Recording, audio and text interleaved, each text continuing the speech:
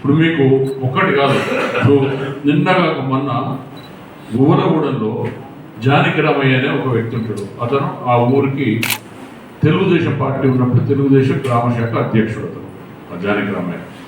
అతను party office కోసం ఒక 100 గజాల స్థలం బహుశా పేరు వీరైనా ఏదో పేరు ఎస్సీ దగ్గర కొన్నాడు. కొని అతని పేరు మీద అగ్రిమెంట్ రాయించుకుంటాడు. రాయించుకుంటే ఈ మధ్యకాలంలో తెలుగుదేశం ఆల్మోస్ట్ ఎవరు లేదు కదా. ఈ క్రమంలో మండల పార్టీ నాయకులతో నా దగ్గరికి వచ్చి అడిగారు 3-4 years బ్యాక్. ఇప్పుడు వాళ్ళు కొన్నదానే తెలుగుదేశం పార్టీ ఆఫీస్ కోసం కొన్నమని చెప్తున్నారు, ఇవ్వమని చెప్పినా ఇస్తామన్నారు. ఈ లోపల అక్కడ ఉన్న లోకల్ లీడరు శాఖమూరి రమేష్ అతను దాన్ని కార్యాలనే ఉద్దేశంతో అతని మనిషితో ఆక్యుపై చేసుకోవాలని ట్రై చేస్తున్నారు. దానికి వీళ్ళు ఒప్పుకోలేదు. ఒప్పుకోకుంటే ఇప్పుడు అమ్మిన వాడు కేసు పెట్టలేదు, కొన్నది ఇతను. మూడో మనిషితో కేసు పెట్టిస్తే అతని మీద ఫోర్జరీ అని చీటింగ్ అని పెట్టి డిమాండ్ పంపించారు. ఇది ఎంత అన్యాయం! అసలు కేసు ఏంటిది? ఇప్పుడు నేను చీటింగ్ చేస్తే నేను ఒక ఆస్తి అమ్మినాను, నేను ఒకవేళ నిజంగా మళ్ళీ నా మనసు మార్చుకొని దొంగతనంగా పెట్టాలంటే కూడా నేను పెట్టాలి, పక్కన ఉన్న వాళ్ళు పెట్టాల్సింది. వేరే వాళ్ళు కేసు పెడితే దానికి అతన్ని మీద కేసు పెట్టి అరెస్ట్ చేయించినారు.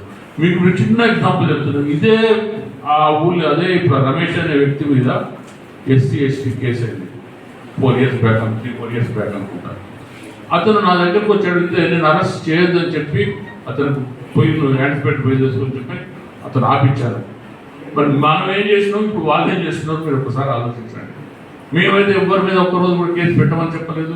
నిజంగా ఇప్పుడు మీరు సోషల్ మీడియాలో కూడా ఎవరైనా పెడితే వాళ్ళు తప్పు పెడితే వాళ్ళని పిచ్చి బాబు తప్పురాడైనా చెప్పేటోరు, లేదు వాడు పెట్టిన దాంట్లో నిజం ఉంటే మా వాళ్ళకి చెప్పేటోరు, బాబు మనకి కరెక్ట్ కావాలని అనేది కరెక్షన్ చేసుకోవాలని. ఇప్పుడు మీరందరూ కూడా ఎన్నోసార్లు బహుశా అబ్జర్వ్ చేసి ఉంటారు. మనం రోడ్ల మీద పోతుంటే కూడా ఆపి వాళ్ళ ప్రాబ్లమ్స్ చెప్పిన రోజులు ఉన్నాయి. కానీ నేను ఎక్కడికి పోలీసు వాళ్ళు తీసుకొని పోలేదు.